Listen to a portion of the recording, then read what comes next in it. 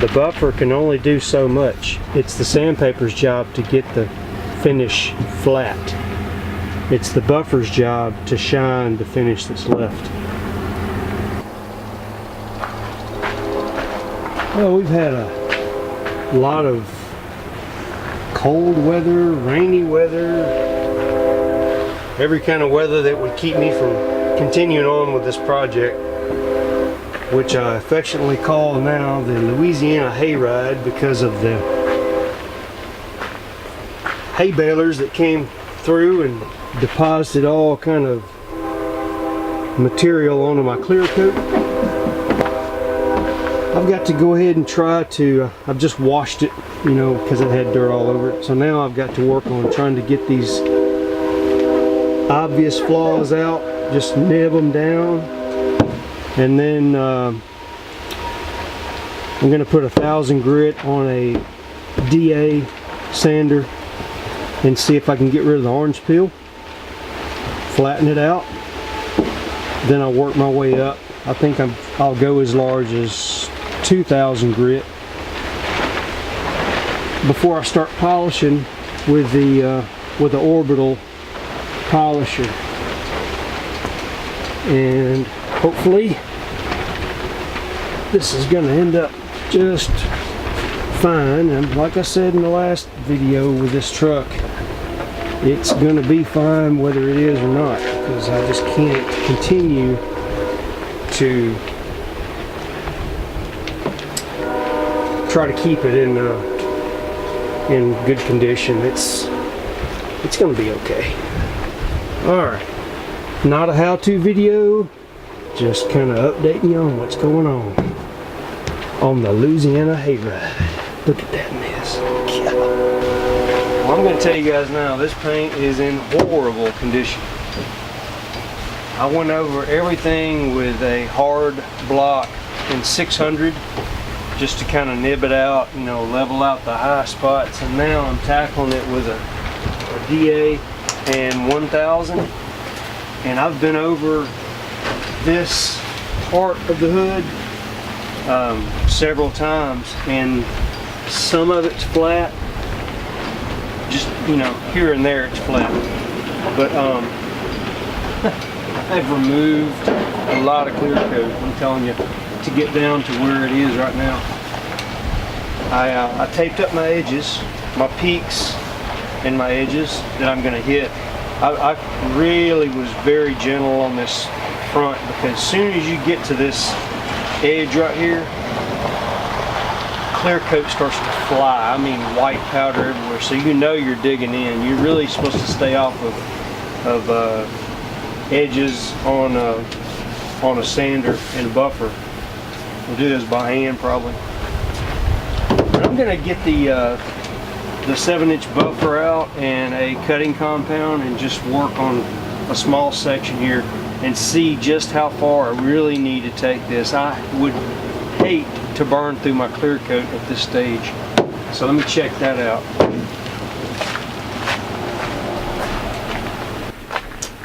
Okay, this one portion of the hood has had the hand block with hard block 600 wet, 1000 on the DA dry, and the number 1 compound, 3M number 1 compound with the foam pad, and it's going to be fine. I'm gonna just, you know, I just wanted to kind of get a gauge just how far I need to go. I'm gonna have to come back and sand some more closer to the edge, and then pull the tape and buff, you know, buff under the tape. But that kind of gives me an idea about how far I got to go for the rest of it. So I should be able to sand everything else with 1000, and I've got, if I run out of 1000, I've got a box of 1200 in there. I can go ahead and go through it because I'm using the paper pretty quick. It loads up pretty fast. You'll start seeing pigtails in your pattern, and at that point you need to think about pulling piece of sandpaper off pretty quick. I think 1200's as small as I've got for the DA. I could hand block it on a foam pad wet. I think up to, I've got 1500 and I've got 2000. And I'm afraid if I go that far, I'll have to do the rest of the truck. I don't think it'll match. So I may, I don't know. We'll see. We'll see. Like I said before, it's going to be all right. Whatever. You know, I've got defects in here that will not come out. They are there to stay. So it's just there to remind me of how crappy a painter I am. I painted right over some of these rock chips because I didn't want to create a big problem, but it's going to be okay. I had some water fall down in the, I think it was in the clear coat, first coat of clear coat. I had some water drip down on it, and I mean, it's just, it is what it is. But I'll show you the end result here in a day or two, or when, you know, whenever I finish.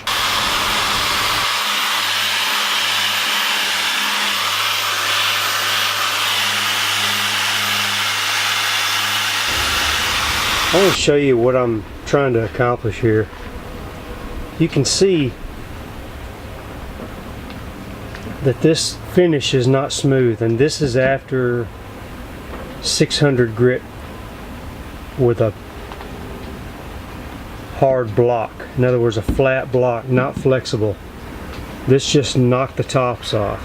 So I've still got these areas where it's there's a lot of orange peel in there.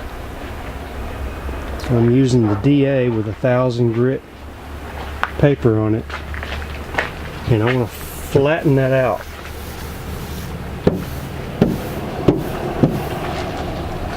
You see, that's dead flat. I'll show you another spot that I've been working on that isn't.